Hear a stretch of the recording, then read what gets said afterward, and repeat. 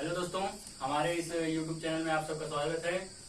आज मेरा इस सोल्यूशन वाले चैप्टर में मतलब बिलियन के जो टॉपिक हमारा चल रहा था उसका आज लास्ट वीडियो है।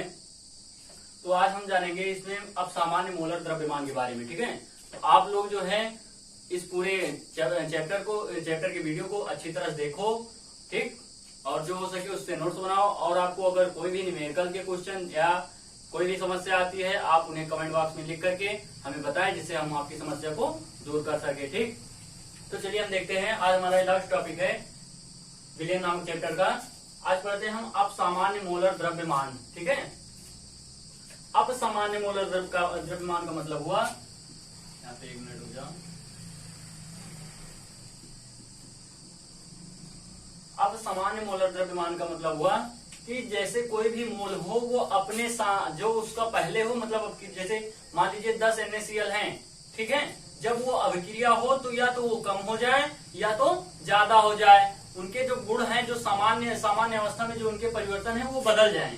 ठीक है, जैसे हम एग्जाम्पल के माध्यम से समझते हैं। पहले परिभाषा देखिए, कह रहा है ऐसे मोलर द्रव्यमान जो अनुमानित तथा अप सामान्य ज्ञान की तुलना में निम्न या उच्च हो, या तो ज्यादा हो जाए या तो कम हो जाए, उसे हम क्या कहते हैं, अप सामान्य मोलर द्रव्यमान। तो चलिए हम एग्जाम्पल की सहायता से समझते हैं, तभी आपको समझ में आएगा। ठीक है, जैसे मान लीजिए NaCl एक मोलर है, ठीक। अगर इसकी हम जब अपक्रिया करवाते हैं, इनको विलयन में डुबोते हैं या जल में के साथ इनकी जब अपक्रिया होती है तो इनमें क्या होते हैं कि ये अपने आयनों में विभक्त हो जाते हैं। जैसे Na+ और Cl- में क्या हो जाते हैं, ये विभक्त हो जाते हैं। अब देखा जाए तो NaCl इधर क्या है, एक है, लेकिन इधर जो अणु अपने अणु में विभक्त हो गए, मतलब एक ये इधर क्या हो गए, 2 हो गए। यहाँ पे एक NaCl था, अब जब ये आयन में बदले तो इनमें परिवर्तन हुआ, तो ये क्या हो रहा है, संयोजन हो रहा है या वियोजन। जब कोई अपक्रिया अपने भागों को अलग कर लेती है तो वहां पे क्या होता है, वियोजन। जैसे NaCl यहाँ पे था, यहाँ पे Na और Cl अलग अलग हो गए, क्या हुआ, वियोजन हुआ। अगर यही यहाँ पे NaCl मिलकर Na+ और Cl- मिलकर NaCl बना ले तो क्या होगा, संयोजन अपक्रिया होगी। तो यहाँ पे जो हो रहा है, सीधी सी आपकी अब बात समझिए कि यहाँ पे एक NaCl था और जब इनकी अपक्रिया हुई कि अपने आयनों में क्या हुए, बदल गए। ये यहाँ लिखा है अनुमानित तथा अपसामान्य ज्ञान की तुलना में निम्न या उच्च, मतलब जो इनका होना चाहिए था उससे क्या हो रहा है, या तो कम हो रहा है या तो ज्यादा, निम्न हो रहा है या तो उच्च। तो यहाँ पे देखा जाए तो NaCl के अणुओं की संख्या क्या है, 1 है, लेकिन यहाँ पे अलग अलग हो गए आयन, तो यहाँ पे इनको 2 गिना जाएगा, पहला और ये दूसरा, इनको 2 गिना जाएगा। जैसे देखिए MgCl2 का अगर एग्जाम्पल देखिए, अगर इनका अपक्रिया कराई जाए तो ये क्या होंगे, Mg2+ में टूटेंगे और +2Cl-, किसमें टूट जाएंगे, 2Cl- में। अब यहाँ देखा जाए तो MgCl2 क्या है, एक पार्ट था, लेकिन इधर देखा जाए तो यहाँ क्या है, Mg 1 है और क्लोरीन यहाँ पे कितनी हो गई, 2 हो गई। ठीक, तो यही है आपका अब सामान्य मोलर द्रव्यमान। तो इनके अणुओं को ज्ञात करने, मतलब कितने इनके में परिवर्तन हो रहा है। अगर आप एक लिए तो 2 बन रहा है, ठीक है। जैसे अगर देखिए 2CH3 COOH, ये 2 हम CH3 COOH लेते हैं, ठीक है। लेकिन जब इनकी अपक्रिया होती है तो ये कुछ इस तरह बना लेते हैं, CH3 COOH CH3 COOH। तो देखिए यहाँ पे 2 CH3 मिलकर के एक CH3 बना रहा है। तो यहाँ पे क्या हो रहा है, आप ज्यादा लिए कम हुआ, यहाँ पे कम लिए ज्यादा प्राप्त हो रहा है। अणुओं की जो संख्या है ज्यादा प्राप्त हो रही है। ये आपके अणुसंघ की गुणधर्म से ही चल रहा है पूरा टॉपिक, ठीक है। तो इन सबको अच्छे से ज्ञात करने के लिए बॉयल ने एक जो है वो वान टॉप ने एक नेता वो परिभाषा दी है, जिसे हम आसानी से ज्ञात कर सकते हैं, ठीक है। तो इनमें क्या है, वान टॉप गुणांक, जिसे हम I कहते हैं। तो I अगर निकालना हो इन सबको आसानी से निकालने के लिए, देखिए वान टॉप गुणांक, ये भी आपका टॉपिक जो है इंपॉर्टेंट है, बोर्ड एग्जाम में वान टॉप गुणांक पूछता है, इसलिए इंपॉर्टेंट है ये टॉपिक आपका, ठीक है। तो वान टॉप गुणांक I = होता है संयोजन या वियोजन, संयोजन या वियोजन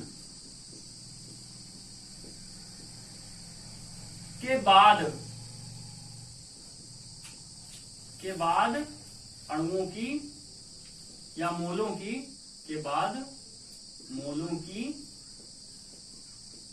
संख्या, ठीक, और डिवाइड बाई संयोजन या वियोजन के पहले की संख्या या पूर्व वियोजन के पूर्व मोलों की संख्या। ये किसके इक्वल है? आई। 1/2 गुणांक को हम किससे दिखाते हैं? आई से दिखाते हैं, ठीक है। तो चलिए इसकी सहायता से हम कैसे जल्दी से यहां निकाल लें। देखिए, चलिए इसी का देखिए यहाँ पे क्या हो रहा है। यहाँ पे NaCl क्या है? देखिए परिभाषा है, वो फार्मूला है आपका संयोजन या वियोजन के बाद की संख्या। तो देखिए यहाँ पे जब हुआ तो वियोजन हो रहा है कि संयोजन? विभक्त हो रहे हैं, दो भागों में बढ़ रहा है, वियोजन हो रहा है। तो यहाँ पे देखा जाए तो वियोजन के बाद मोलों की संख्या क्या है? 1 और 1 ही कितनी है? 2 है। और संयोजन या वियोजन के पूर्व, जब संयोजन या वियोजन नहीं होता उसके पहले अणु की संख्या क्या थी? मोलों की संख्या 1 थी। तो डिवाइड बाई 1 इक्वल टू आपका 2 आ गया। तो यहां से आप सीधे से पता लग गया कि जल्दी से आसानी से कि यहाँ पे NaCl आपका कितने भागों में टूट रहा है? 2 भागों में, ठीक है, या 2 मोल प्राप्त हो रहे हैं। अब इसका जैसे देखिए यहाँ पे MgCl2, यहाँ पे लिखा है संयोजन या वियोजन के बाद, तो 2 क्लोरीन और 1 मैग्नीशियम, ये कितना हो गए? आपके 3 हुए। और संयोजन या वियोजन के पूर्व मोलों की संख्या क्या है? 1। ये मिलकर पूरा 1 है। यहाँ पे ये क्या हो जाएगा? 1, तो ये आ जाएगा आपका 3। तो देखिए आप यहाँ पे 1 लिए 3 मिला, 1 लिए 2 मिला, बढ़ रहा है ना, निम्न या उच्च हो रहा है। यहाँ देखिए जैसे आप संयोजन या वियोजन, इसका जैसे देखिए इसमें क्या हो रहा है कि ये पहले तो देखो संयोजन या वियोजन के बाद कितना बना रहा है? 1 बना रहा है, टोटल 1। तो ये 1 है और ये तो कितने CH3COH लिए थे? 2 लिए थे आप, तो ये क्या बनाया? आधा, 1/2। तो आप 2 CH3OH लेते हैं तो आपको क्या अणुओं की संख्या, मोलों की संख्या प्राप्त होती है? 1/2 गुणांक क्या पता लगता है? 1/2। तो ये सब 1/2 गुणांक हैं। तो अगर कोई पूछे 1/2 गुणांक कितना आया है इस सब क्रिया में, 2 आया है या 3 आया है, आप बता सकते हैं, ठीक है। तो इसके पहले हम जो अणुसंघ के गुणधर्म पढ़ रहे थे उसमें हम आपको वाष्प दाब में आपेक्षिक अवनमन पढ़ाए थे, क्वथनांक में उन्नयन पढ़ाए थे, हिमांक में अवनमन पढ़ाए थे, ठीक। और लास्ट में हम पढ़ाए थे आपको इसके पहले वाला जो वीडियो था प्रासरण दाब। तो इन सबका एक फार्मूला निकला था।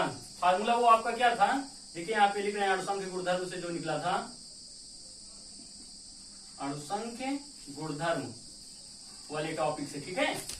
पहला तो आपका फार्मूला था P1 minus P1 divide by, तो देखिए अणुसंघ गुणधर्म में ये किसका फार्मूला था? हमारा वाष्प दाब में आपेक्षिक अवनमन का था, ठीक। थोड़ा दूर इसको लिखते हैं x2। दूसरा था हमारा क्वथनांक में उन्नयन, क्या था इसमें? Delta TB equal to KB M। यम क्या थी? जहां पे आपकी मोलरता था, केवी क्या थी? आपका क्वथनांक स्थिरांक था, ठीक है। तीसरा फार्मूला था हमारा delta TF equal to KF into m, यहाँ पे। और अभी इसके प्रासरण दाब वाले लास्ट फार्मूला हम पढ़े थे, पाई इक्वल टू CRT। ये चारों के 4 वीडियो अलग अलग बने हैं और ये चारों फार्मूले हम इसके पहले पढ़ चुके हैं, आपको पता होना चाहिए अच्छे से। तो देखिए अगर इन सब में हम 1/2 गुणांक की तुलना करें या निकालना चाहें इन फार्मूलों से, तो सिर्फ इसमें हमें क्या करना है? इनके जो बगल में है इनमें केवल हमको आई से क्या करना होगा? गुणा करवा देंगे। क्या कर देंगे?